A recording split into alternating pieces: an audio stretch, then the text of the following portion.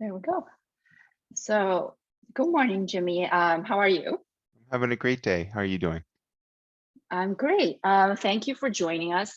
So, why don't you do a little introduction first before we, dive into anything? Sure. I can keep it short, or I can kind of speak at length, whatever you think we have time for. It's been quite a long road, so I'm happy to focus on, what I'm doing this year and now, or maybe with some broad brushstrokes as well as how I got here. Whatever you think is the best use of time. I think maybe just a brief introduction, and then we can, Sure. go more in depth with the questions later. Sure, perfect. So my name's Jimmy Baratta.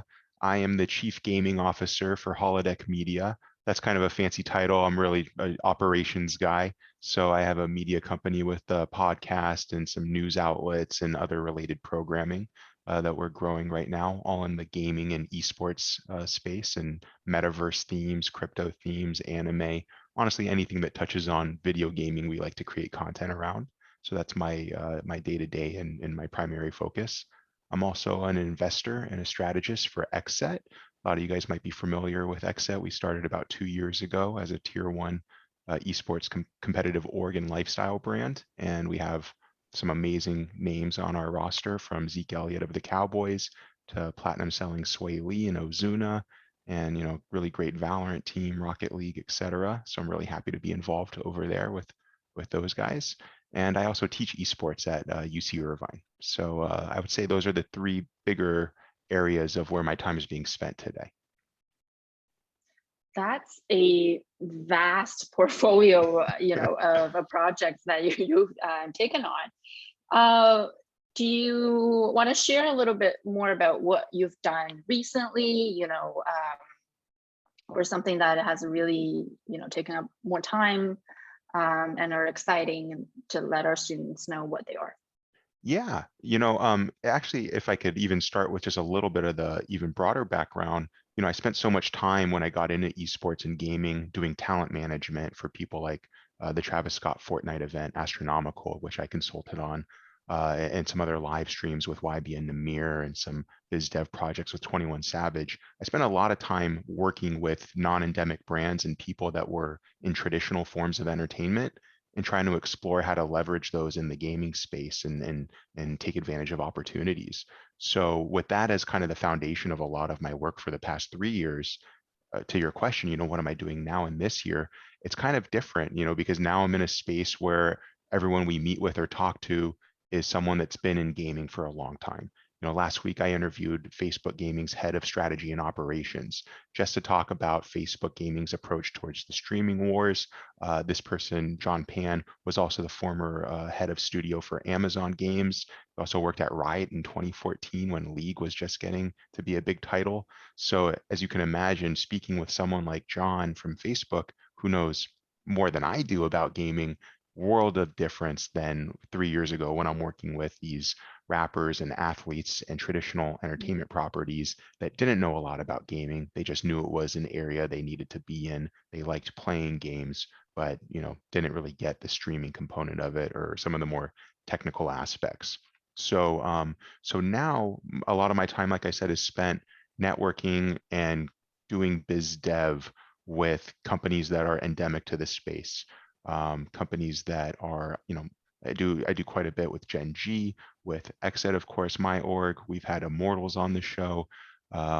Really awesome lineup, honestly. This year, we're going to have Team Liquid as well as their parent company, Axiomatic, on our programming. So again, it's a different conversation when you already know, what esports and what gaming is, and even what competing philosophies or theories, I suppose, as to how to achieve success, how to monetize a brand.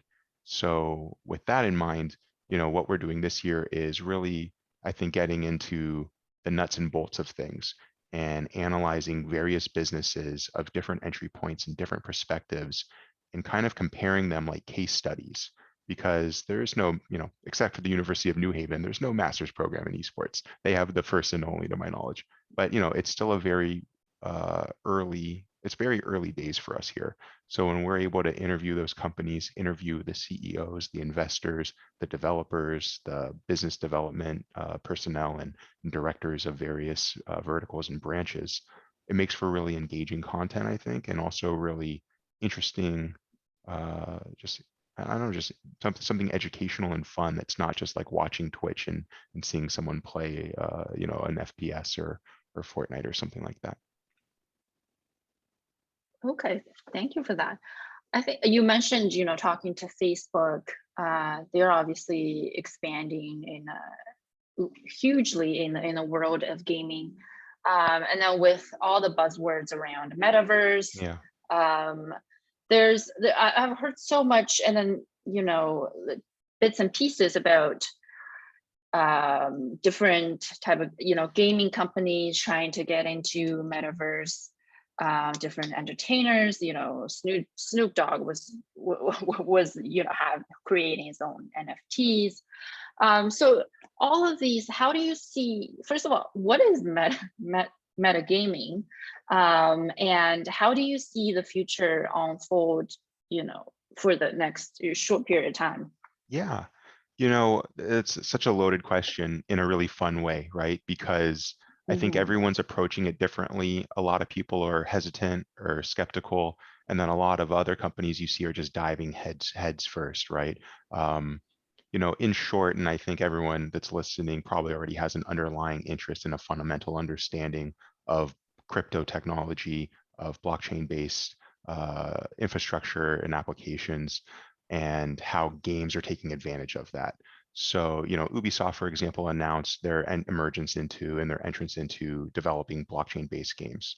And I don't want to pollute that, I think, with NFTs, which do intersect, but can also be, I think, uniquely different. Um, God, I'm trying to give you something of substance without just saying a lot of words that don't make any sense or that aren't interconnecting. And that's because, again, any one of these topics is its own feature and its own subject. Right. Um, I think the best way to talk about it honestly is to cut to an example. Louis Vuitton and Burberry came out with some mobile games last year, 2021. And in those games, you could collect NFTs, right? Everyone knows non-fungible tokens, unique digital assets. What's really cool about how Louis Vuitton implemented it in their mobile game is the NFTs that you collect in that game that you can own and acquire kind of mirrored a lot of their product catalog, their high-end luxury goods Right. that you could buy in store. And me, as Mhm. someone that kind of likes luxury menswear, I wanted my video game avatar to have the same Louis Vuitton backpack that I have. And again, I'm not trying to say that to be snobby. I'm trying to say it to like show an application of one brand with physical goods that are rare, that are expensive, that are coveted, and how they were able to apply that in a video game sense. And now you want it there too. Because the real question I think that a lot of people have and a lot of skeptics have is where's the value in these digital assets? These things don't really Mhm. have any true scarcity and they're not really worth anything. Um, but just like regular art, it's also a lot of it's subjective. And the wonderful thing I think about blockchain is a lot of it does have a quantifiable value that you can attribute to some type of work, effort, or product, not just a community and speculation. So having those, I suppose, as the anecdotes and as the premise or the fundamentals, meta gaming or the gaming's approach to the metaverse is very much going to be the nexus, I think, of how we interconnect with one another in a digital social sense. Our generation and the older generations have already been or rather have been introduced into that field. We've been engaging socially on, from MySpace all the way now to TikTok and everything in between. Mhm. We've been consuming content more and more, digitally on, OTT and streaming platforms and less so on linear or traditional broadcast.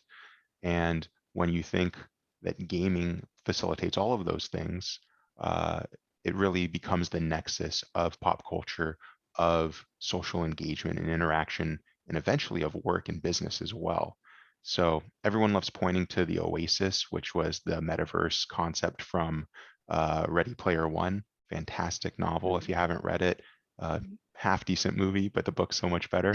But it's a great example, because in there you can go to school in the metaverse, and we Right. we we do have VR machines where you can walk through the tombs and and have other really immersive experiences.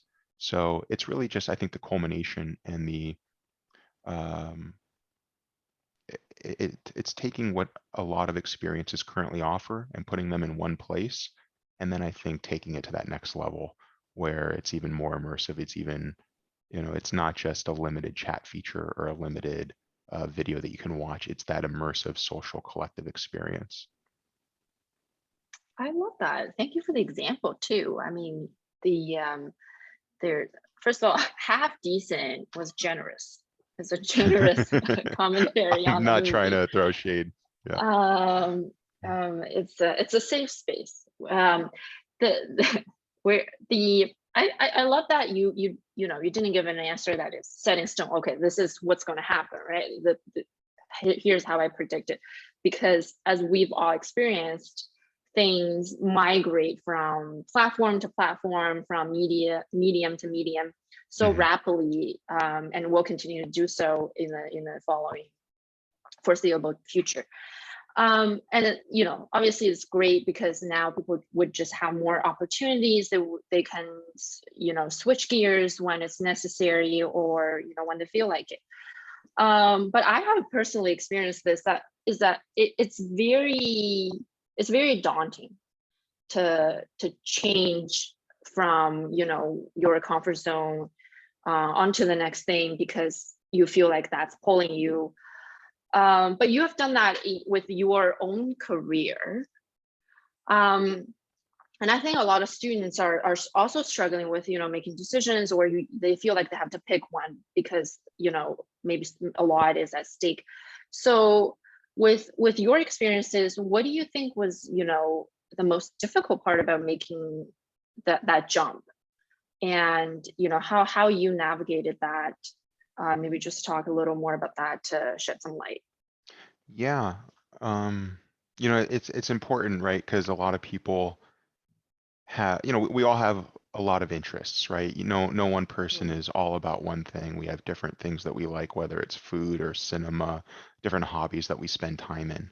And for me, it was an interesting realization where I used to game with my fire team back when we played Destiny, and now we just call it a squad or whatever, depending on the game.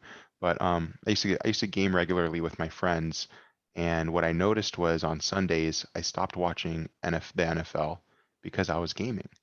And when I kind of realized, hey, I'm actually spending less time listening to new music or watching traditional sports, that all of that free time was going to gaming. It was one of those, like I said, a realization where that was clearly the priority in my life, or at least where I was spending all of my free time. And then it was a slow process of, well, who do I know in this space? What can I do to get my hands dirty, right? To get my feet wet, whatever expression you want to, you use, you're comfortable with. What can I do to get started?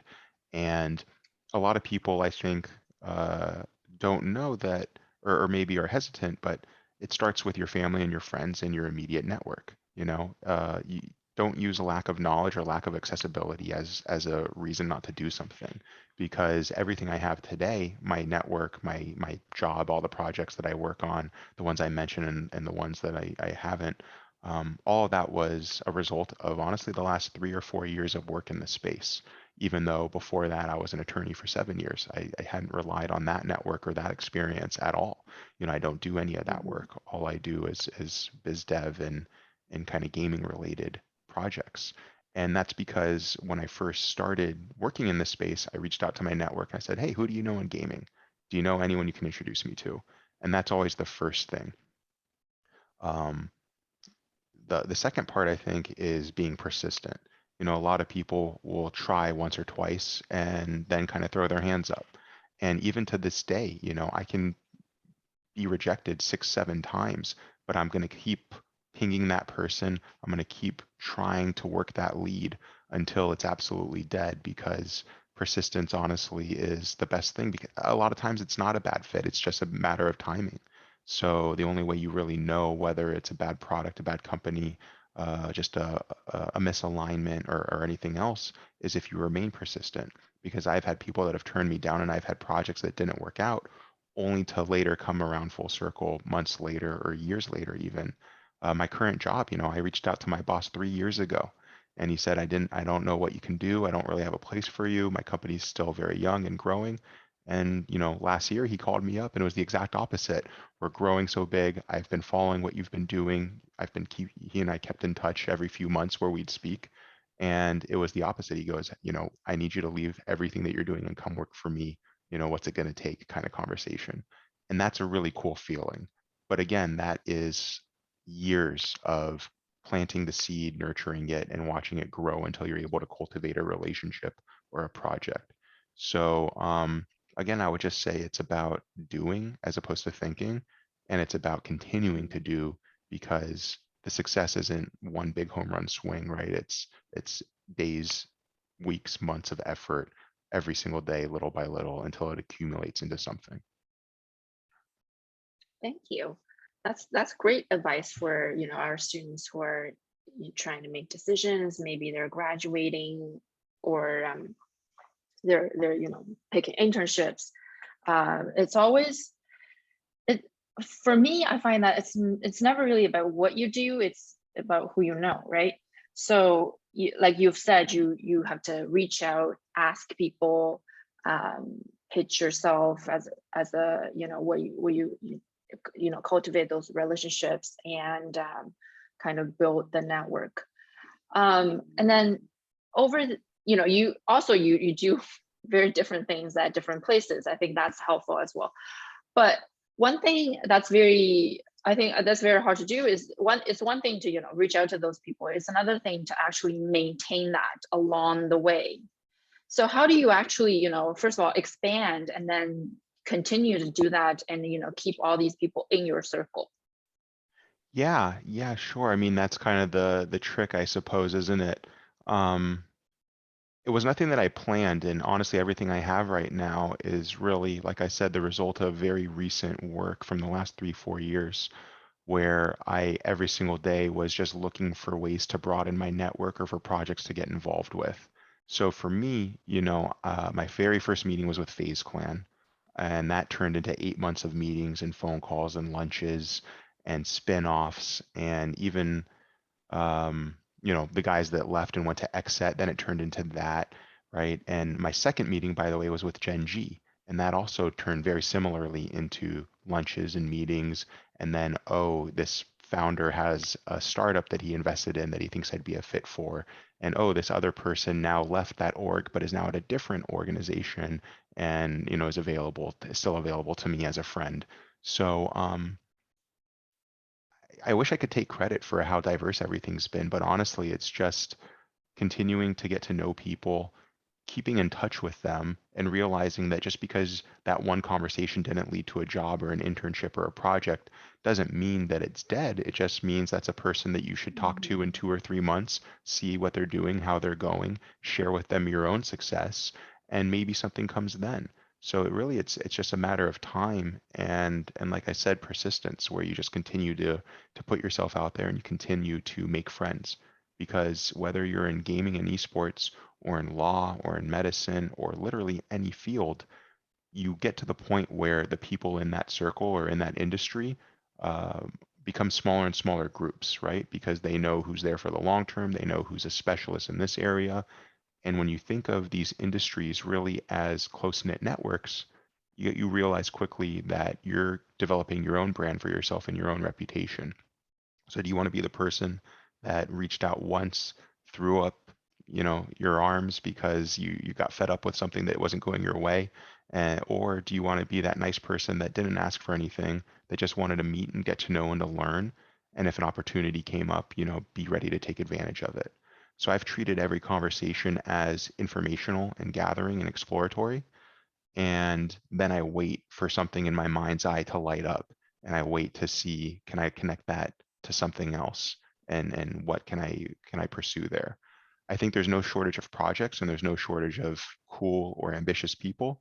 It's just really a lot of friends that either want to work with each other or don't. And I've been in enough, I think, projects to realize that sometimes it's really that simple. It's just, hey, there's 5 other people that do what I do for maybe this role, but you and I have worked together, and you know that we work well together. So do you want to try it again? Or maybe it's just not a fit this time. But either way, um, it's just about, taking those chances, I think, continuing to put yourself out there. And yeah, just knowing, like I said, that it's not a one time end all be all. Thank you. Yeah, I think that's very important is that you're not really asking for a gig. You're more, connecting to somebody else as a person. And then, Right. showing that you're here for the long run. Um, and I kind of want to ask you about, teaching at UC Irvine. Sure. Um, now that we've got a bit of more time left, that how, what kind of program do they have? Tell us a little bit more about that. Yeah, sure. So, USC, I know Southern California. I went to USC. I loved it. Um, I'm from Orange County, so UC Irvine was a little closer here to me, just in my own backyard, right by the Activision Blizzard, or the Blizzard specifically Mhm. headquarters in Razor. As I got into gaming and esports after I left law, I first wanted to sign up for a course, like an esports certificate program, just to kind of educate myself on what was going on in this space. And around the time I was doing research, and there's a ton of programs now at a bunch of great schools that you can take, and most of them are online. So really, there's a low barrier to entry. For me, I wanted to do it at UC Irvine because I knew the school. It was close to here. If I ever needed to go in for a panel or some type of roundtable where they invite other industry leaders and you can learn from them. And so I was looking into UC Irvine's program and I signed up for a course.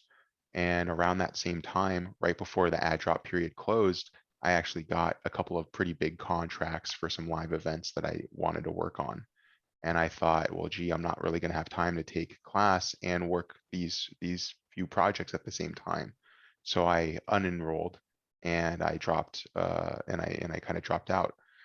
And about a year or two later, I emailed UC Irvine and I said, hey, I actually had signed up for this course. I still had the program coordinator's information and everything. I said, hey, if you remember me, I had signed up for a class a few years ago. We were talking before, about me having to drop it. Um, I would love, I know you do some roundtables and you do some cool sit down discussions. I would love to be a guest keynote speaker or just a guest lecturer or anything for an hour on a weekend, whenever. And they actually said, we've been following you. We know about the live events with Epic, about the XSET and all these other cool things that I was doing. And they offered me a teaching position. They said, we just want you to share your business anecdotes and your real world experience with our class. So how would you like to teach the course? And that was about a year ago, a little bit over a year ago. And I've since taught every course in that program, but I go back to the overview because that's my favorite. So I'm really, really fortunate to have a family over there and love teaching. But I teach a 3-unit collegiate course as an instructor of esports for them, and students can take it towards a certificate for a esports certificate. Yeah, that's another thing that I want to remind everybody that the school, being at USC, it's a huge support system for anybody who wants to, reach out to professors or, alumni who have industry experiences, which is, why we're doing this type of conversations. Thank you for sharing your experience. If I can add to that, before or around the same time I got involved at UC Irvine, I reached out to professors Huntley and Bellamy at USC, Mm. who are friends and people I've known for some time now. And I said, hey, I'm trying to expand my brand. I'm trying to further cement myself in this space and to get good experience. And I went to both of them for advice and for help. And even though I was working and taking this offer from a competing school, because they are such wonderful people and USC such a wonderful place. And like I said, I'm a USC grad. We had some great talks and they were really helpful in terms of helping me with perspective and managing not just expectation, but rather planning out, I think, how I wanted to approach my career and the things that I wanted to spend my time on, because I didn't know if I needed to, go down this path or try and do a couple of things simultaneously or whatnot. So I did just want to build off of that comment that you just offered, which was particularly Professors Gordon and Professor Bellamy, and how much I appreciated their insight and mentorship. Definitely go to your professors here at SC. They they were great. Yeah, and this is a plug for USC Games. We are the better school. So um, I'll just say fight on. we won't share this with anybody, outside of USC. Um, I think this is all we got time for today. Jimmy, thank you so much for being with us and talking to us. Thank you for your time. Thanks so much for having me. I just want to say if anyone hears this and wants any help or insight or to pick my brain or help networking and getting into this space, please don't hesitate to reach out. I'm sure my details will be in the bio or wherever you keep all that stuff. Yes, we'll share a short bio in our article. All right, fight on. Fight on.